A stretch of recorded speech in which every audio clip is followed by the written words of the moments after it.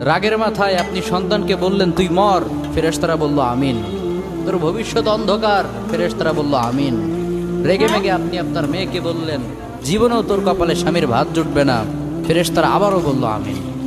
আচ্ছা, আপনি না সেই ব্যক্তি যে তার নিজের জীবনের চাইতেও সন্তানকে বেশি ভালোবাসেন? আপনি না সেই ব্যক্তি যে তার সন্তানের জন্য হাসতে হাসতে নিজের জীবনটাও দিয়ে দিতে পারেন? আপনি না সেই ব্যক্তি যে আল্লাহর কাছে নিজের চাইতেও সন্তানের জন্য বেশি দোয়া করে? তাহলে কি করে নিজের হাতে নিজের সন্তানের এত বড় ক্ষতি করতে পারলেন? Doesn't make any sense. Common sense বলতে কিচ্ছু নাই আপনাদের।